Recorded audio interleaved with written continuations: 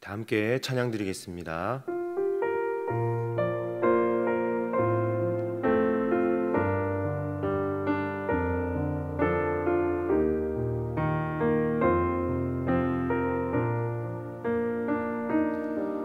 내가 누려왔던 모든 것들이, 내가 지나왔던 모든 시간이, 내가 걸어왔던 모든 순간이 당연한 건 아니라 은혜였소. 아침 해가 뜨고 저녁에 노을, 봄의 꽃향기와 가을의 열매, 변하는 계절의 모든 순간이 당연한 것 아니라 은혜였소. 모든 것이 은혜, 은혜,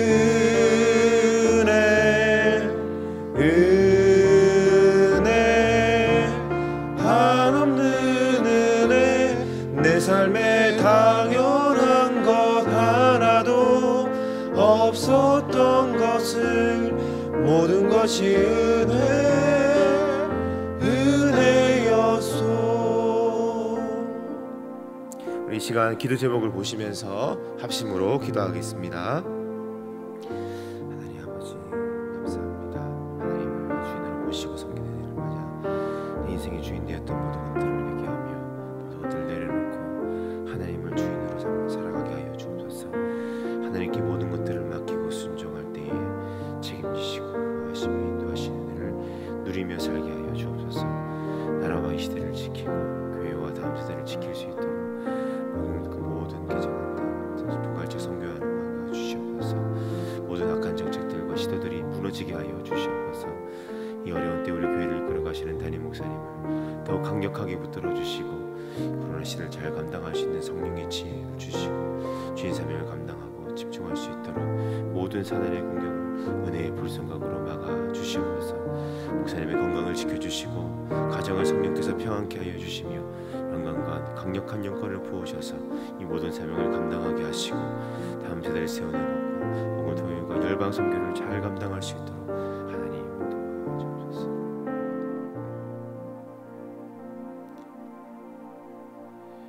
하나님을 주인으로 모시고 섬기는 해를 맞아 내가 내 인생의 주인 되었던 것들을 회개하며 주인 삼았던 모든 것들을 내려놓고 하나님을 나의 진짜 주인으로 모시고 살아가게 하소서.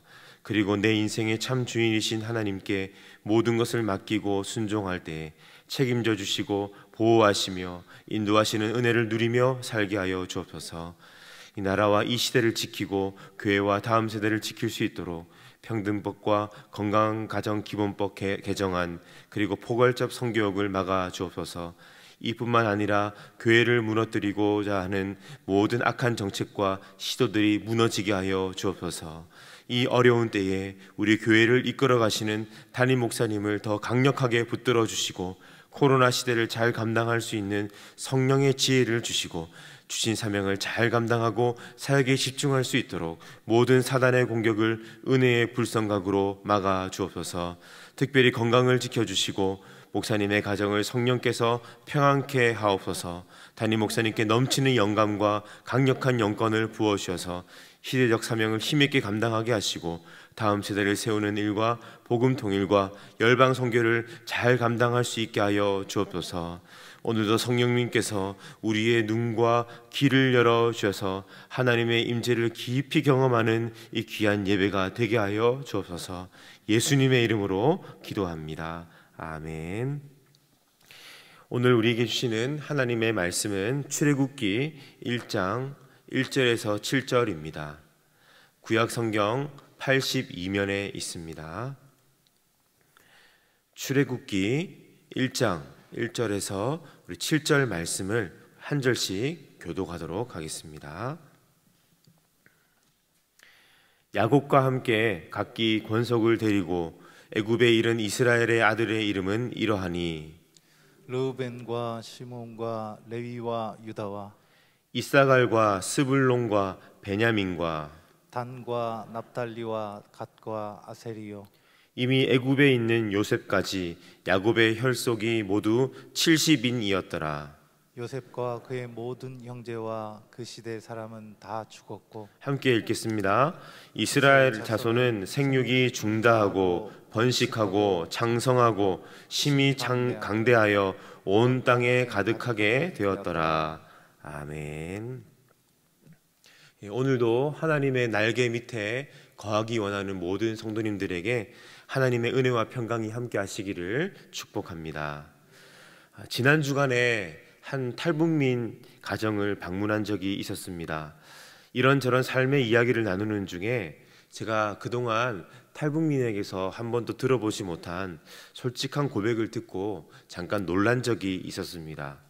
그 성도님 부부는 그 어느 누구보다 대한민국에 정착을 잘 하셨고 또 하고 계십니다. 그래서 집도 있고 차도 있고 자녀들도 시집장가 잘 가셔서 웬만한 사람들이 부러워할 만한 그런 직장 또 삶을 잘 누리고 있습니다. 물론 신앙생활도 잘 하고 계십니다. 저는 생각하기를 모든 면에서 북한보다 남한이 월등히 살기 좋다라고 그렇게 말씀하실 줄 알았습니다. 물론 99%가 훨씬 남한이 낫습니다.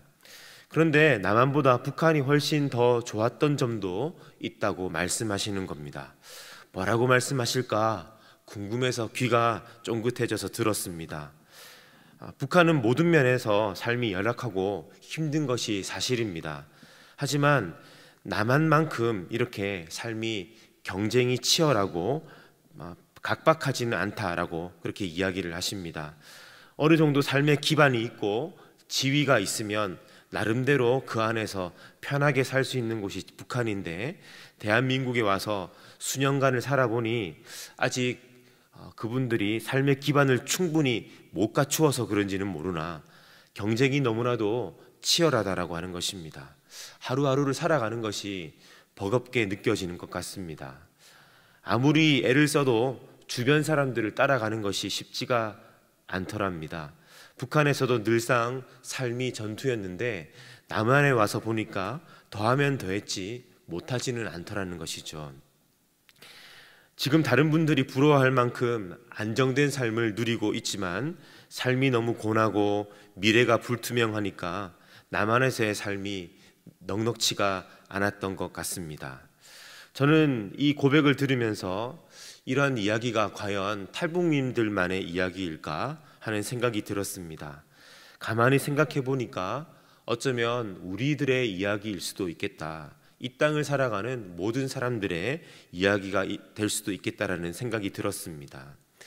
어떻게든 삶을 살아내야 하는데 나는 늘 부족한 것 같고 때로는 잘 살아낼 자신이 없고 쫓아간다고 쫓아가지만 버겁게만 느껴지고 10년 뒤에 20년 뒤에 나의 삶이 미래가 보장이 없고 여기까지 열심히 온다고 왔는데 제대로 왔는지에 대한 확신도 없고 그렇다고 해서 함부로 누구에게 나의 이런 고민들을 털어낼 수도 없고 이런 마음들이 한꺼번에 몰려오면 사실 이런 것들을 마음을 견디기가 쉽지가 않습니다.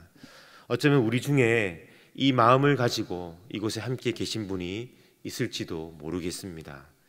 저는 오늘 설교를 통해서 이 시대를 살아가는 우리들과 비슷한 형편에 처해 있었던 이스라엘의 이야기, 또 그들에게 말씀하시고 그들의 삶을 이끌어 가시는 하나님에 대해서 함께 나누고자 합니다. 이스라엘 민족을 붙잡아 주셨던 하나님의 손길이 오늘 이 말씀을 통해서 우리의 인생을 붙잡아 주시는 하나님의 손길이 될 줄로 믿습니다. 애굽에서의 430년 종살이와 40년 동안의 광야 생활을 마친 이스라엘은 이제 느보산 위에 서 있습니다. 잘 아시는 것처럼 느보산은 약속의 땅 가나안 땅에 들어가기 직전에 요단강을 눈앞에 두고 있는 곳입니다. 봉우리보다 높이가 조금씩 다르긴 하지만 대체적으로 높이가 700m에서 800m에 이르는 높은 곳, 전망이 확 트인 곳에 서 있습니다. 드디어 모든 이전의 고통의 시간이 끝나고 하나님께서 약속하신 가나안 땅에 들어갈 수 있다라고 하는 기대감에 그들이 기대감이 부풀었을 수도 있지만 이것은 상황과 형편을 뛰어넘는 굳건한 믿음을 가진 사람에게만 주어진 선물이었습니다. 당시 이스라엘 백성들 중에 믿음이 약한 사람들은 기대감에 부풀었다라기보다는 걱정과 두려움에 더욱더 그 마음이 불안했을 수도 있습니다. 그들은 앞으로 맞서 싸워야 하는 가나안 사람들에 비해서 전투력이 너무 약했기 때문입니다. 가나안의 무기가 첨단 장비라면 이스라엘의 무기는 구닥다리였습니다. 가나안 사람들이 이미 산성과 요새에서 모든 전쟁에 대한 상황들을 준비하고 있고 돌발 변수를 대비하고 있다라고 한다면 이스라엘은 자신의 몸을 숨길 수 없는 낯선 곳에서 승리를 장담하기 힘든 전쟁을 치루어야 했습니다. 물론 그들의 관점에서 말이죠. 하나님의 인도하심을 따라 여기까지 왔지만 만에 하나라도 이 정복 전쟁에서 패한다라고 한다면 이스라엘 백성은 더 이상 돌아갈 곳이 없습니다. 이런 부정적인 생각이 머릿속에서 부풀려지면 애굽을 떠나 여기까지 온 것이 과연 잘한 것인가 라고 하는 의구심이 들기도 합니다. 사람은 누구나 처해 있는 상황이 열악하고 미래가 불확실하게 되면 위축되기 마련입니다.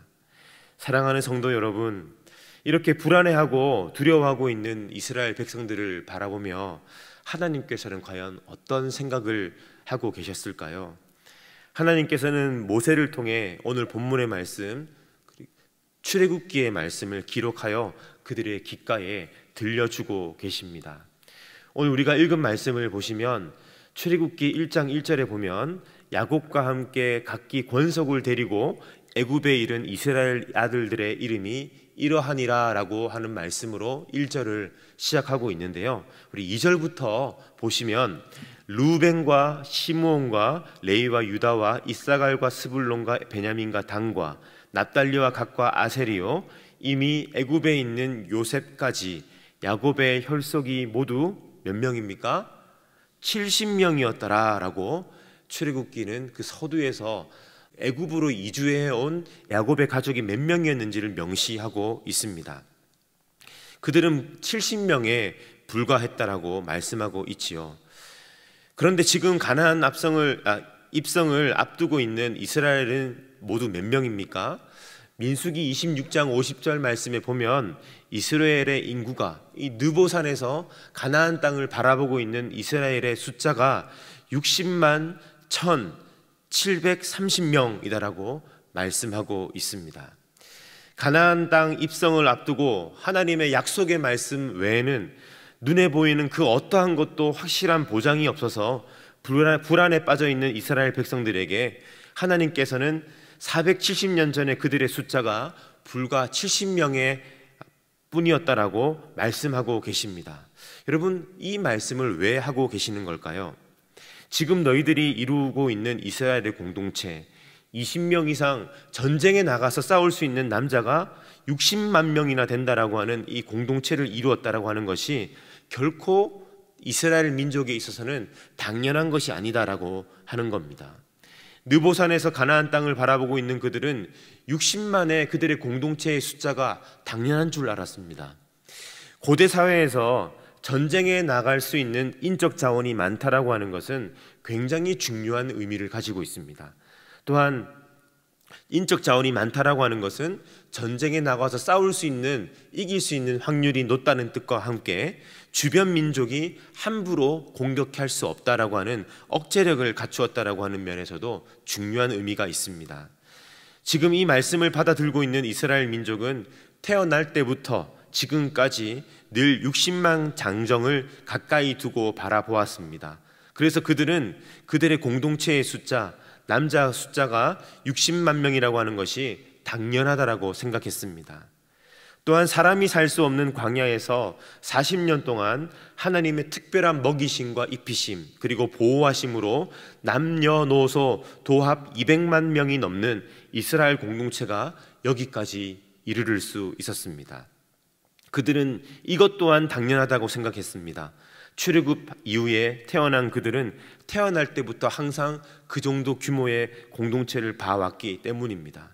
하지만 누구든지 조금만 생각해보면 이 70명에 불과한 인구가 불과 430년 만에 60만이 되고 60만이 40년 광야 생활을 하는 동안에 숫자의 손실 없이 여기까지 이를 수 있었다는 것은 기적이라고 밖에 말할 수 없습니다. 그러므로 지금 이스라엘 백성이 처해 있는 상황은 그 어떠한 것도 당연한 것이 없고 모든 것이 기적의 산물입니다. 지금까지 누려왔던 모든 것들을 당연하게 여기고 내 앞에 놓여있는 불안과 두려움 앞에서 낙심하고 쓰러졌다면 이것은 정말 어리석은 일이 아닐 수 없습니다. 우리들 역시 평생을 하나님의 은혜와 기적으로 여기까지 왔습니다. 우리가 처한 상황이 아무리 절망적이고 어렵다 할지라도 앞으로 우리가 감당해야 할 모든 시간은 지금까지 우리가 살아왔던 것과 동일한 원리, 즉 하나님의 은혜와 기적 외에는 살아갈 수 있는 다른 방법이 없습니다. 우리의 두 눈에 어떤 보장된 것들이 보이지 않는다 할지라도 온통 불확실함과 불리함 그리고 위태로운 것들이 우리를 삼킬 듯이 달려온다 할지라도 살아계신 하나님께서 내 인생에 길을 내실 것을 믿고 오늘이라고 하는 길 위에 담대한 한 걸음을 내디딜 수 있기를 예수님의 이름으로 축복합니다. 우리가 인생의 길을 걸어갈 때에 하나님의 말씀을 붙잡는 것이 중요하다라고 하는 것은 우리가 식상할 만큼 많이 들어왔습니다. 하지만 막상 삶을 살아가다 보면 말씀이 아니라 세상의 잡다한 것들을 붙들고 있는 우리의 모습을 발견할 때가 많습니다. 사랑하는 성도 여러분, 가나안 입성을 앞두고 있는 이스라엘 백성을 향해서 하나님은 그분의 말씀에 대하여 얼마나 신실하신 분이신지 강조하고 계십니다. 여러분 6절과 7절 말씀을 한번 보시겠습니까? 요셉과 그의 모든 형제와 그 시대 사람들은 죽었고 이스라엘 자손은 생육이 중다하고 번식하고 창성하고 심히 강대하여 온 땅에 가득하게 되었더라라고 말씀하고 있습니다. 이스라엘 자손이 번식하고 창성하고 심히 강대하여 온 땅에 가득하게 되었다라고 하는 말씀을 그들에게 들려주셨을 때에 이스라엘 백성들이 떠올리지 않을 수 없는 한 장면이 있었습니다. 그것은 창세기에서 하나님이 이스라엘 민족의 조상 아브라함에게 주셨던 약속의 말씀입니다. 별이 쏟아질 듯이 빛나는 그날 밤 별을 보여주시며 너의 자손이 이와 같으리라 하셨던 창세기 15장의 약속입니다. 하나님께서 600년 전에 아브라함에게 하신 이 약속이 그들의 눈앞에 성취되었다라고 가나안 땅을 바라보며 위축되어 있는 이스라엘 백성에게 말씀하고 계신 겁니다. 가나안 입성을 앞두고 있는 이스라엘 백성이 처한 상황이 무기력하고 저들의 막강함 앞에 우리의 발버둥은 아무런 의미가 없다라고 느껴질 수 있습니다. 하지만 하나님이 말씀하시죠. 기근으로 인해 너희 조상이 굶어 죽을 뻔했고 430년 동안 노예 생활과 40년 광야 생활을 통해 너희의 민족이 멸절할 뻔하지도 않았느냐. 하지만 내가 너희 조상 아브라함에게 주었던 약속의 말씀이 이렇게 너희의 눈앞에 이루어지지 않았느냐라고 말씀하고 계십니다. 지금 하나님의 말씀이 신실하게 이루어져서 오늘의 너희가 있을 수 있는 것처럼 앞으로도 하나님의 말씀은 너희의 인생과 운명을 이끌어 나아가는 선봉장의 역할을 하게 될 것이라고 말씀하고 있습니다. 말씀을 맺겠습니다. 막강한 가나안의 위력 앞에 너무나도 작아 보이는 스스로를 보면서 위축되어 있는 이스라엘 백성, 그리고 그들에게 말씀으로 믿음의 눈을 뜨게 하시는 하나님, 그 하나님의 은혜가 오늘 우리에게도 임하기를 간절히 원합니다. 모든 것이 하나님의 은혜였으며 하나님의 기적은 앞으로도 계속될 줄로 믿습니다. 이와 같은 어려운 상황 속에서도 하나님께서는 그분의 말씀으로 우리의 인생을 이끌어 가시는 줄로 믿습니다. 이 믿음으로 오늘의 삶을, 우리의 인생을 승리하는 우리 모든 성도님들이 되시기를 간절히 바랍니다. 이 시간 함께 기도 제목을 함께 읽고 기도하도록 하겠습니다. 내 삶에 당연하다고 생각했던 모든 것과 의미 없다고 여겨지는 모든 것들이 하나님의 은혜와 섭리 안에 내게 주어진 축복이라는 것을 깨닫게 하시니 감사합니다. 광야 같은 인생을 살아가는 동안 내 삶이 하나님의 은혜 위에 든든히 서 있음을 깨닫고 감사하게 하시고 하나님의 인도하심과 섭리에 이끌려 살아갈 모든 것들을 믿음으로 취하게 하여 주옵소서. 우리 함께 기도하도록 하겠습니다. 하나님 아버지, 오늘 하나님 출애굽기 말씀을 통하여서 우리의 인생 가운데 하나님이 허락하여 주신 모든 것들이 얼마나 큰 은혜와 기적 가운데 세워져 왔음을 하나님 다시 한번 깨닫고 감사하며 하나님 미래를 향하여서 불안하지만 그러나 한 걸음을 믿음으로 내디딜 수 있는 은혜를 허락하여 주시니 감사를 드립니다. 하나님, 우리 성도님들을 붙잡아 주셔서 오늘도 인생의 한 걸음을 믿음으로 담대히 내딛기에 부족함이 없도록 성령으로 충만하게 하시고 우리의 인생을 보장해 주시는 하나님과 그 말씀을 붙잡고 승리하며 나아갈 수 있도록 하나님 도와주옵소서. 모든 불안은 떠나게 도와주시옵소서.